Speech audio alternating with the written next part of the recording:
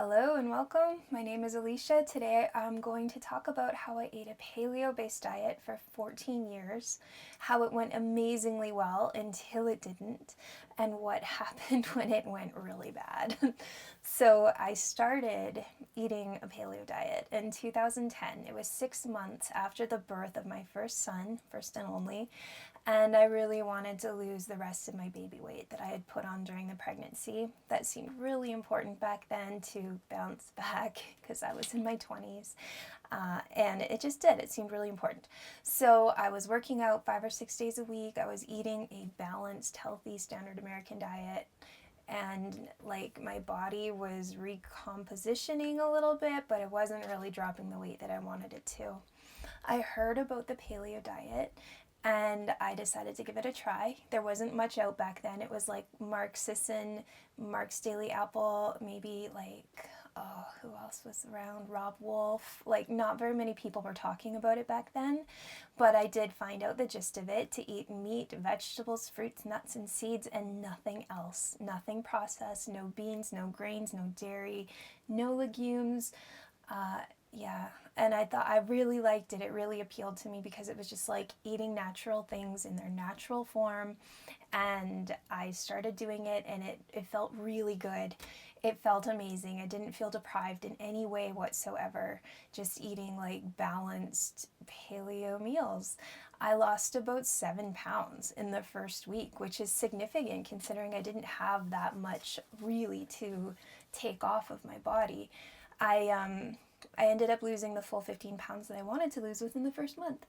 And my eczema went away. I had like terrible eczema for years and years.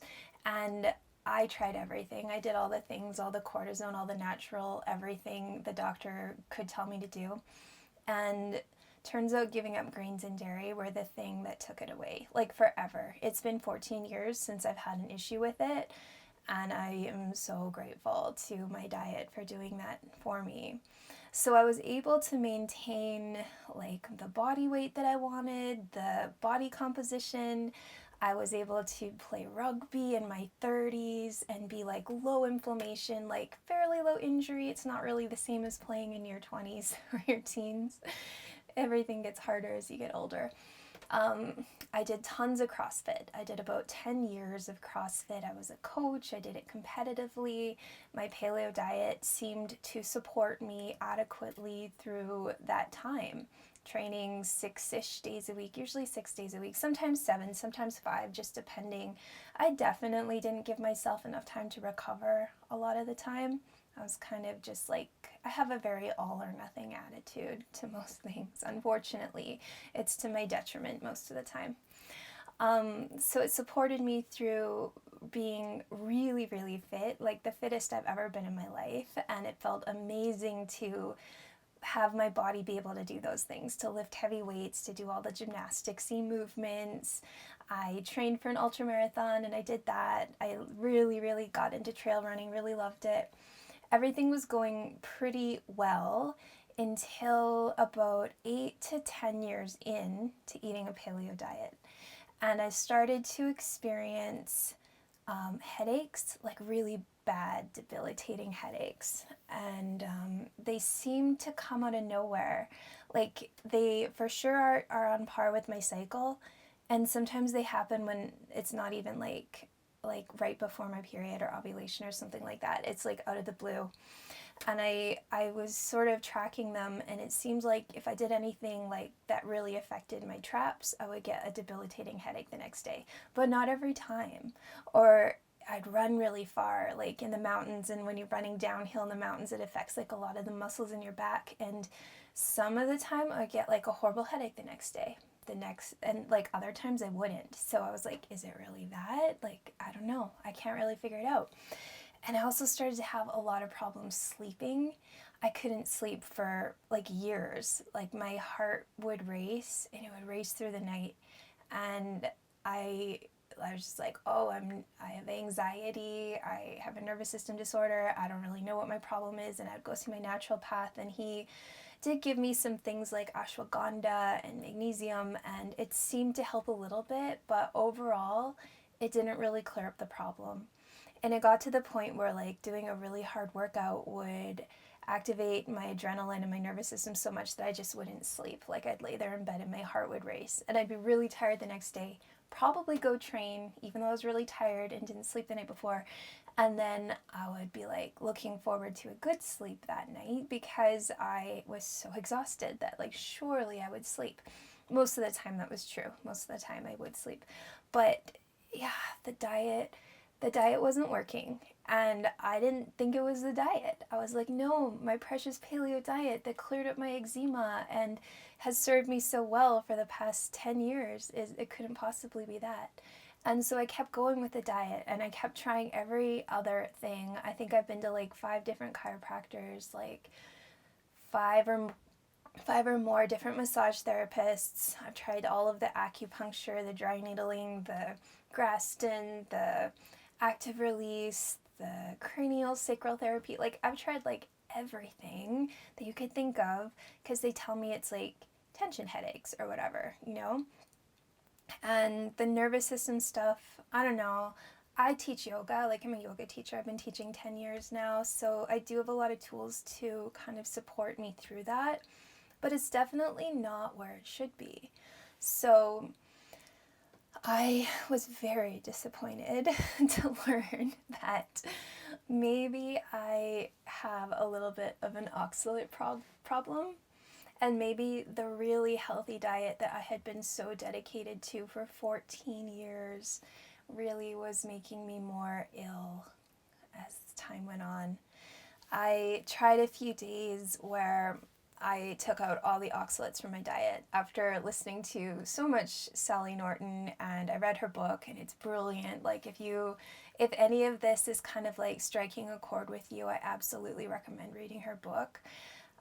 Toxic Superfoods, and learning about oxalates and the symptoms, because for a lot of people it will be like the crystals will form in the kidneys or whatever, you'll get kidney stones, but for a lot of people it isn't that, and it can form in the tissues and in the joint and in the nervous system, and they can just like collect and crystallize in there and cause all sorts of problems, all sorts of pain, all sorts of issues.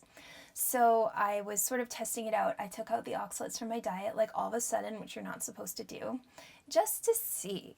And 3 or 4 days into that, I got like the dumping symptoms. And I was like, oh, yeah, maybe there's a little bit of something here. So I kept going. And like my body released all kinds of inflammation. Like in the first week, again, I had been slowly accumulating weight, even on my paleo diet, even eating like as clean as I possibly knew how to do. I was gaining like maybe a pound a year or something like that, which again, it's not significant. No one would look at me and be like, oh, she's getting heavy. But like I notice, I can feel it, and it doesn't feel like as healthy as it should for all of the work that I put into being a healthy person. I shouldn't be struggling in the ways that I was. So I digress.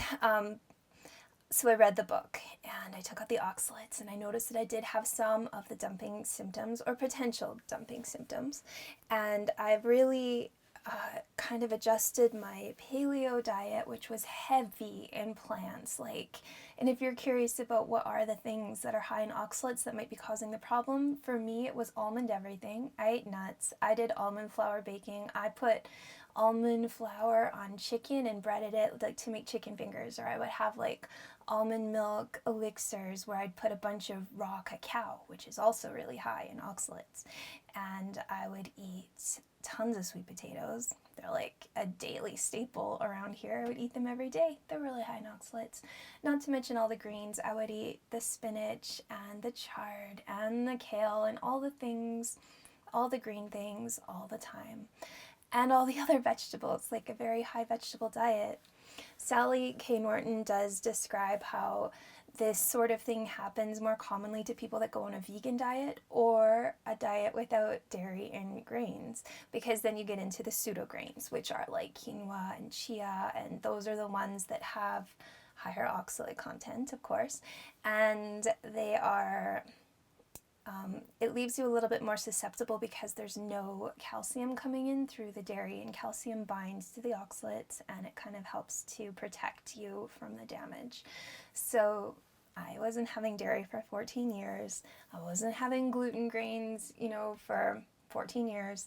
And I did go through periods of the pseudo grains, and I took them out near the end because I thought maybe they were causing me problems. But anyway, so I've kind of shifted into a more animal-based diet, you would call it. It's not carnivore. I'm still having a little bit of the plants to help to try and control the dumping symptoms.